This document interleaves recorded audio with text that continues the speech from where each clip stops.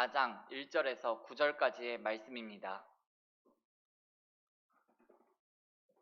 1절부터 우리 한 절 한 절씩 교독하시고 마지막 9절은 함께 읽겠습니다. 예수께서 다시 바닷가에서 가르치시니 큰 무리가 모여들거늘 예수께서 바다에 떠있는 배에 올라 앉으시고 온 무리는 바닷가 육지에 있더라.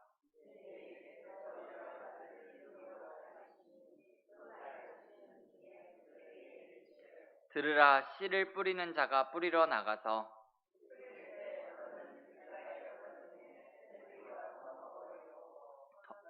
더러는 흙이 얕은 돌밭에 떨어짐에 흙이 깊지 아니하므로 곧 싹이 나오나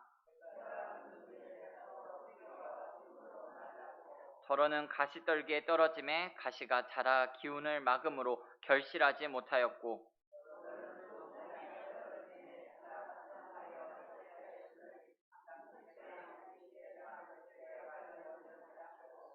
또 이르시되 들을 귀 있는 자는 들으라 하시니라. 아멘. 잠시 기도하겠습니다. 하나님 우리 아버지 감사합니다.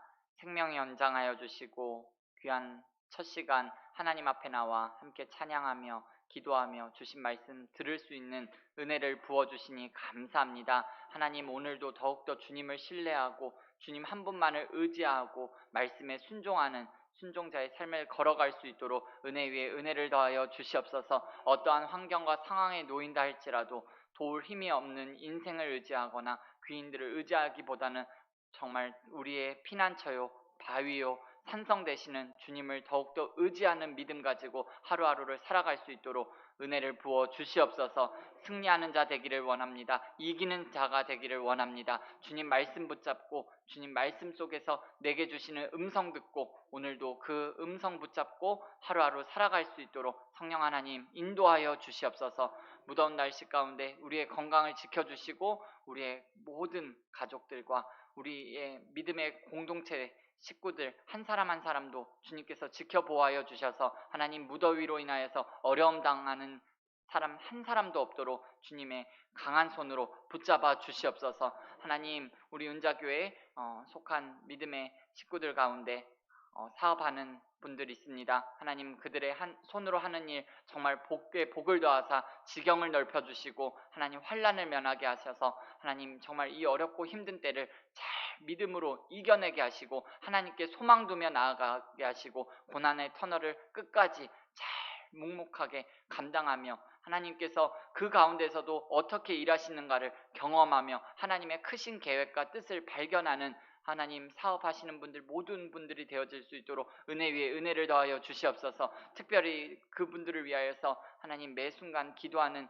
아버지 하나님 분들이 있다는 것을 기억하게 도와주시고 또한 아버지 하나님 원치 않는 질병으로 인하여서 고통받고 있고 힘들어하는 믿음의 가족들이 있습니다. 하나님 그들에게 찾아가 주셔서 하나님 그들에게 가장 좋은 치료의 방법을 통하여서 고쳐주시고 하나님께서 싸매어 주시고 회복하게 하시는 것을 경험할 수 있도록 은혜 베풀어 주시옵소서. 아버지 하나님 또한 우리 가운데 또한 코로나로 인하여서 교회에 출입이 어려운 식구들이 많이 있는 줄 압니다. 하나님 이제는 그 코로나의 두려움을 이겨내게 하시고 정말 함께 모여 하나님을 찾고 하나님을 예배하고 함께 기도하는 자리에 나와 함께 기쁨을 누리고 함께 신앙생활을 이어갈 수 있도록 은혜를 베풀어 주시옵소서. 감사드리며 예수님의 이름으로 기도드립니다. 아멘. 오늘 읽으신 본문 말씀을 중심으로 아픔을 통해서 옥토가 된다 이와 같은 제목으로 잠시 하나님의 말씀을 나누도록 하겠습니다. 마가복음 4장 말씀을 한 번 더 보기를 원합니다. 오늘 세 가지 씨앗 비유 중에서 가장 많은 분량을 차지하고 있는 네 종류의 밭에 떨어진 씨앗 비유를 한번 살펴보려고 합니다. 어제 말씀드린 것처럼 농부가 뿌린 씨앗 중에 4분의 3은 열매를 맺지 못했습니다. 이유가 무엇이었나요? 씨앗에 문제가 있어서 그런 건가요?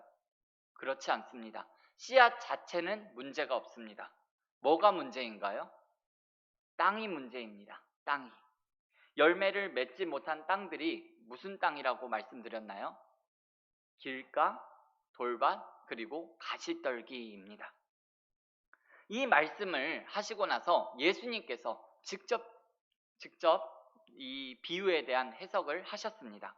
씨를 뿌린다는 것은 예수님께서 말씀을 전하시는 것이라고 말씀하셨습니다. 길가는 말씀을 들었을 때 사탄에게 즉시 말씀을 빼앗기는 사람들이라고 말씀하셨습니다. 여러분은 사탄이 와서 즉시 말씀을 빼앗아 갔다라는 것에서 어떤 기분이 드시나요? 저는 말씀이 있는 곳에 사탄이 있다라는 생각이 들었습니다. 그렇지 않으신가요? 사탄은 늘 말씀과 함께 있습니다. 그런데 말씀을 듣고 순종하려고 말씀과 늘 함께 있는 것이 아니라 말씀을 빼앗아 버리려고 말씀과 함께 있습니다. 이게 얼마나 무서운 말인지 모릅니다. 혹시라도 이 말씀을 들으시면서 아니면 여러분들이 신앙생활을 해오시면서 수많은 말씀을 앞으로도 들으시게 될 터인데 여러분들 마음 가운데 저 말은 아무 개가 들어야 하는데 왜 하필 없는 거야? 라는 마음이 여러분들 가운데 찾아온다면 그게 바로 길가와 같은 마음이죠. 말씀을 느껴볼 새도 없이 그 말씀을 튕겨내어 버린다는 거예요. 정말 위험한 거죠. 두 번째로 돌밭 땅은 말씀을 듣고 일단 좋아하고 은혜는 받습니다. 그런데 말씀을 지키면서 살려 하다 보니까 이런저런 어려움이 생기는 거예요. 그래서 말씀을 지키면서 사는 것을 포기해 버립니다. 그래서 말씀의 씨앗이 말라 죽어버립니다. 세 번째는 가시떨기 땅은요, 말씀은 듣습니다. 뿌리도 내리고 어려움도 어느 정도 이기면서 어느 정도는 성장해 나갑니다.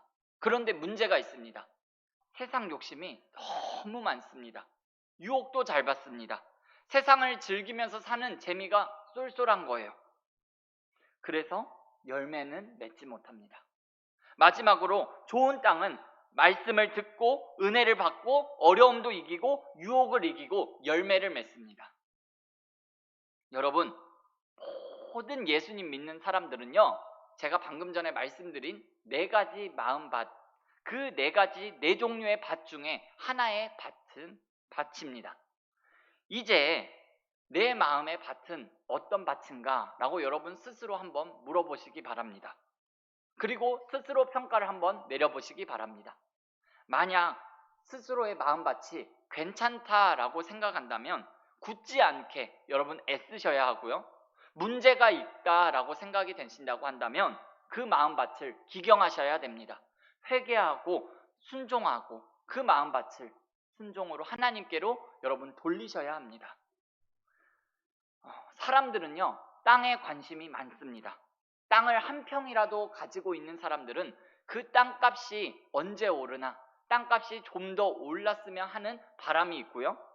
혹 누군가가 여러분들에게 땅을 줄 테니 어느 땅이든 한번 골라봐라 라고 한다면 여러분들 뿐만 아니라 여기 서 있는 저부터도 싼 땅이 아니라 아주 비싼 땅, 그리고 교통도 좋고 환경도 좋은 땅을 택할 것 같습니다. 그런데 여러분, 하나님도 땅에 관심이 많으십니다. 알고 계셨나요? 하나님도 땅에 관심이 많으신 분이세요. 우리가 땅에 관심을 갖는 것 그 이상으로 하나님도요, 땅에 관심이 많은 분이세요. 하나님이 관심을 갖는 땅은 어떤 땅일까요? 비싼 땅일까요? 전망이 좋은 땅을 하나님께서 관심이 있으실까요? 교통 좋고 교육 환경이 좋은 땅일까요? 그렇지가 않습니다. 하나님에게는요, 강남이 됐든 강북이 됐든 마포구가 됐든 서울이 됐든 시베리아가 됐든 목동이든 방배동이든 상관이 없습니다. 하나님께서 관심을 두시는 땅은 어떤 땅이냐 하면 하나님의 통치가 있는 땅, 하나님의 다스림을 받아들이는 땅, 하나님의 영토, 하나님의 열매, 하나님께서 주시는 귀한 열매를 받아들이고 맺는 땅이 하나님께서 관심을 갖는 땅입니다. 여러분 한번 생각해 보세요. 마가복음 4장에 나오는 길가나 돌밭이나 가시떨기와 같은 박토와 옥토 좋은 땅이 나오는데 여러분 뭐가 다른가요? 왜 한쪽은 박토이고 한쪽은 옥토인 걸까요? 어디서 이 차이가 나는 걸까요? 오늘 말씀을 정말 깊이 새기고 돌아갔으면 좋겠습니다. 길가나 돌밭이나 가시떨기가 이런 땅들이 왜 박토가 박토인가 하면 원래 토질 자체가 박토이기 때문에 박토가 아닙니다. 그렇게 생각하시면 안 돼요. 이 박토들이 박토가 박토가 된 이유는 다른 거 없습니다. 가꾸지 않았기 때문에 박토가 된 거예요. 기경이 안 돼서 박토인 거지 토질 자체가 박토이기 때문에 박토는 아니라는 거예요. 반면에 옥토가 옥토인 이유도 있습니다. 토질 자체가 옥토이기 때문에 옥토인 것이 아니라 옥토는요 가꾸어진 땅입니다. 일구어진 땅이기 때문에 옥토인 거예요. 사람의 손이 가기 때문에 옥토인 거죠. 옥토로 태어났기 때문에 옥토가 아니라 옥토로 가꾸어졌기 때문에 옥토가 된 거라는 거예요. 그런데 가꾸어졌다, 사람의 손이 갔다라는 말이 여러분 무슨 뜻일까요? 갈아엎어졌다라는 거예요. 깨지고 부서지고 갈아엎어지는 과정을 겪었다는 거예요.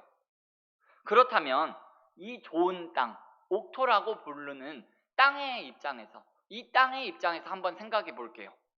곡괭이로 찍히고 쟁기로 갈아엎어지는 경험을 한 거죠. 부서지고 깨지는 경험을 했습니다. 고통이에요.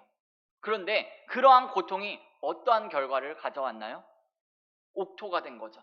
그리고 거기에 씨앗이 떨어질 때 30배, 60배, 100배의 열매를 맺는 결과를 가져오게 되었습니다.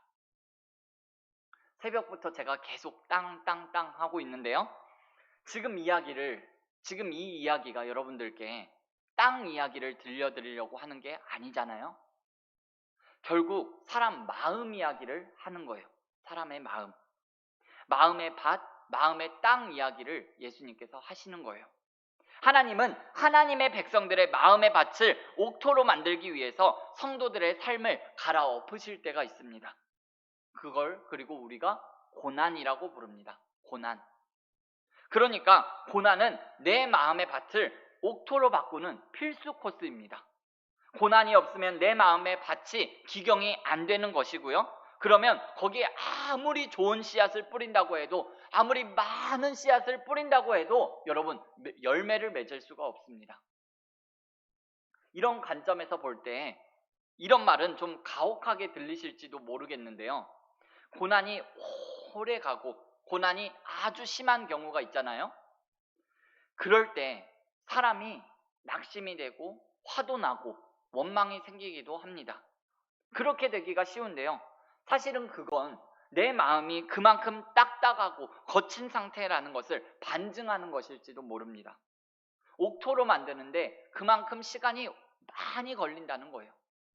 아무튼 하나님의 사람에게 있어서 고난이라는 것은요, 여러분 아픔이지만 하나님 입장에서 보면 큰 은혜라는 것을 여러분 꼭 기억하셨으면 좋겠습니다. 왜냐하면 하나님께서 여러분들을 내치신 것도 아니고 여러분들을 여전히 하나님 자녀요 내 것이라 삼아주신 증거이기 때문에 그렇습니다. 말씀을 마무리하려고 합니다. 네 종류의 밭에 대해서 오늘 잠시 말씀을 살펴보았습니다. 여러분의 마음의 상태를 늘 점검하시고 기경하시고 하나님께 가까이 나아가시기를 예수님의 이름으로 축원을 드립니다. 여러분들의 마음의 상태를 늘 점검하시기를 바랍니다. 말씀에 비추어서 여러분들의 마음의 상태를 비추어 보셨을 때 내가 잘못 가고 있다, 길가다, 돌밭이다, 가시떨기라고 한다면 즉시 여러분 회개하고 하나님 말씀에 다시 순종하는 은혜가 저와 여러분들의 삶 가운데 넘쳐나시기를 예수님의 이름으로 축원을 드립니다. 기도하시겠습니다. 전능하신 우리 아버지 하나님 감사합니다. 오늘 마가복음 4장에 나타난 네 종류의 밭에 대한 말씀을 나누었습니다. 하나님, 우리의 밭은 어떤 밭인지 이 시간 자문자답하기를 원합니다. 하나님, 혹여라도 내 마음의 밭이 길가요, 돌밭이요, 가시떨기라고 한다면 이 시간 그 밭을 기경하기를 원합니다. 옥토가 되기를 원합니다. 좋은 땅이 되기를 원합니다. 그리하여서 말씀의 씨앗이 잘 심겨져서 30배, 60배, 100배의 열매를 맺는 귀한 옥토의 밭이 될 수 있도록 우리의 마음밭을 기경하여 주시옵소서. 말씀으로 기경하여 주시옵소서. 성령 하나님 어루만져 주셔서 하나님께서 보시기에 아름다운 땅, 좋은 밭이 되어질 수 있도록 은혜 베풀어 주시옵소서. 하나님, 무릇 지킬 만한 것보다 내 마음을 지키라고 말씀하셨습니다. 생명의 근원이 이에서 나기 때문에 그런데 하나님 오늘 하루 살아가면서 마음 관리 잘 할 수 있도록 은혜 위에 은혜를 더하여 주시옵소서. 그리하여서 이곳에서 생명력이 자라나게 도와주시고 생명이 또 다른 생명을 낳을 수 있도록 은혜 위에 은혜를 더하여 주시옵소서. 하나님께서 눈여겨보시는 땅, 그 아름다운 마음이 되어질 수 있도록 하나님 마음 간수 잘하게 도와주시고 그리스도의 평강이 우리의 마음과 생각을 지키시고 인도하여 주시옵소서. 감사드리오며 예수님의 이름으로 기도드리옵나이다. 아멘.